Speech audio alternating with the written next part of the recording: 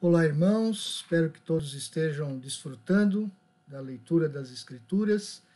Nesta semana, nós vamos trabalhar Hebreus, capítulo 10 até o capítulo 13, Mateus 1 e 2, dois primeiros capítulos de Mateus, Êxodo 11 a 23, uma grande porção de Êxodo, e Provérbios de 4 a 10.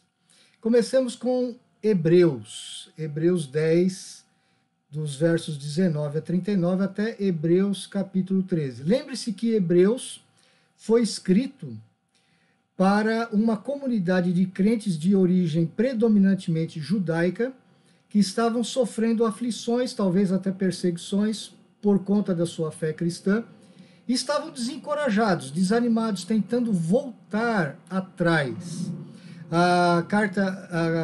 O Tratado de Hebreus tem uma introdução que estabelece o padrão, mostrando a superioridade de Cristo em relação ao sacerdócio do Antigo Testamento, em relação a Moisés. Cristo é superior à antiga aliança. Então, esse é o grande objetivo do autor de Hebreus. O trecho que nós temos aqui, ele faz parte de uma grande sessão de aplicação e exortação. Começa no capítulo 10, justamente no verso 19, e vai até o capítulo 13, verso 21.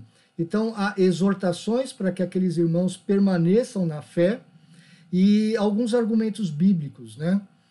Então, essa parte, ela é toda sobre a perseverança fiel. Então, ela começa com apelo, né? Aproximemo-nos com confiança, mantenhamos inabalável a confissão da nossa esperança. Há uma advertência no capítulo 10, de 26 a 31, um encorajamento, logo a seguir, do verso 32 ao 39. Há exemplos de fé, que é o capítulo 11, os heróis da fé. Instrução, no capítulo 12, do verso 4 a 13. E mais uma advertência nos versículos 14 a 17. No final, ele usa uma imagem maravilhosa que faz o contraste entre o Monte Sinai, onde Moisés recebe a lei, e o Monte Sião celestial. Então há uma certeza quanto ao futuro, você vai ver isso dos versos 18 a 29, e depois ele vai concluir no capítulo 13 com exortações bem práticas para a vida presente. Observe que algumas citações do Antigo Testamento, como Abacuque, capítulo 2, Provérbios, capítulo 3, e aquela própria teofania do Sinai, onde Deus se manifesta visivelmente, de Êxodo 19. Então, todas essas figuras do Antigo Testamento o autor usa. Mateus, capítulos 1 e 2. Meus irmãos, isso é, na verdade, o prólogo do livro de Mateus, ou do Evangelho de Mateus. E ele tem a missão ali, o objetivo de mostrar as origens humanas e divinas do Senhor Jesus Cristo. A genealogia situa Jesus explicitamente como o sucessor real de Davi. Então ele é filho de Davi. E também já prenuncia a missão de Jesus aos gentios, como filho de Abraão. Então as genealogias já estão mostrando essa característica. O nascimento de uma virgem, a partir de uma virgem, da Maria, mostra a origem divina de Jesus. Ele nasceu por meio do Espírito Santo, então ele é o Deus conosco, o Emanuel. Então, Mateus quer mostrar que Jesus, ele cumpre todas as promessas da antiga aliança. Então, ele é o Deus conosco, ele é divino. Veja que no capítulo 2 de Mateus, ele mostra claramente a adoração a Jesus por representantes reais e gentios que vêm do Oriente. E interessante, dentro de um contexto onde o rei judaico quer executá-lo, quer matar o bebê que nasce. Agora, partindo para Êxodo capítulos 11 a 23. 11 a 23. Meus irmãos, Êxodo tem o objetivo de mostrar como Deus está preparando o seu povo para entrar na terra prometida. Primeiro, Deus liberta o seu povo, que é o êxodo em si. Deus quer habitar no meio do seu povo, ele quer ter uma habitação permanente, e Deus dá leis para o seu povo para mostrar como que ele é e o que ele exige do seu povo. Você vai ver essas leis basicamente dos capítulos 20 a 24, e mais à frente você vai ver o estabelecimento do tabernáculo. O Êxodo, ele na verdade vai do capítulo 5, verso 1, até o capítulo 15, verso 21. Então aí nós temos incluídos os trabalhos forçados de Israel, o conflito de Jeová com o faraó, o milagre do Mar Vermelho, o hino de celebração da vitória de Deus já no capítulo 15, dos versos 1 a 21, mostrando Deus como o grande guerreiro, né, que vence Faraó e os deuses a quem Faraó representa. O resto da narrativa, de 15, 22 a 19, 25, mostra que Deus está levando Israel até o Sinai em preparação para a entrega da lei e da aliança, né, os 10 mandamentos e o código da aliança, e o capítulo 24, a ratificação da lei.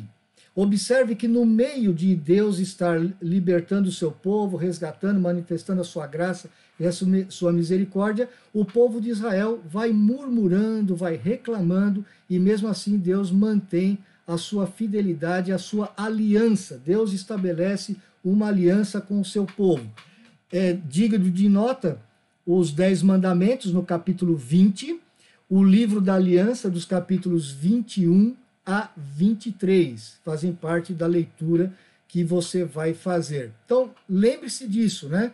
Êxodo, ele tem o destaque que Deus salvou o seu povo da escravidão, ou seja, a graça de Deus buscando o seu povo, deu a lei ao seu povo para que esse povo se tornasse um povo diferente de todos os outros povos e para que Deus habite com a sua presença santa no meio do seu povo.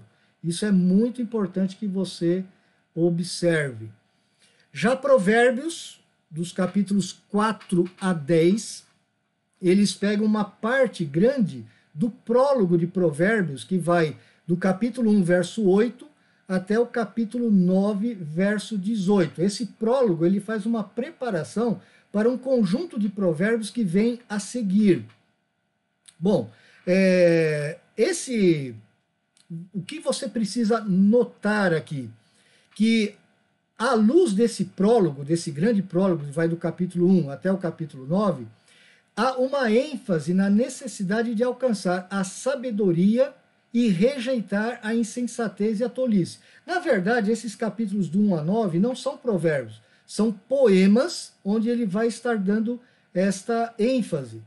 E há uma perspectiva teológica fundamental do livro, não esqueça disso. O temor do Senhor é o princípio da sabedoria e o conhecimento do santo é o entendimento. Você vai ver isso em 9 e 10 e o capítulo 1, verso 7, que é o preâmbulo. Meus irmãos, o que a gente vê aqui, por exemplo, no capítulo 4? A preeminência da sabedoria.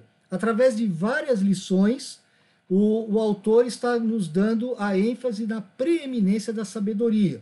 Já no capítulo 5, você vai ver várias advertências contra o adultério, a insensatez, a iniquidade. Já no capítulo 6, você vai ter uma outra lição como uma advertência contra o adultério. Observe que o adultério ele equivale ao adultério espiritual, a uma insensatez, a uma loucura. Já no capítulo 7, até parte do capítulo 8, você vai ver uma contradição entre a mulher adúltera e o chamado da sabedoria. A mulher adúltera, ela representa a loucura, a insensatez, uma vida totalmente fora do propósito de Deus.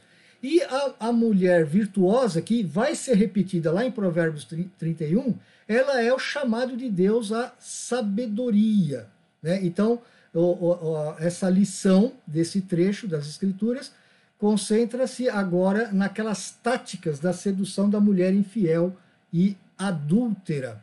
Já no capítulo 9, você vai ter ali um epílogo, você vai ter um banquete rival da sabedoria e da insensatez. Observe especialmente como a insensatez ela imita a sabedoria, como ela ecoa as seduções da mulher adúltera.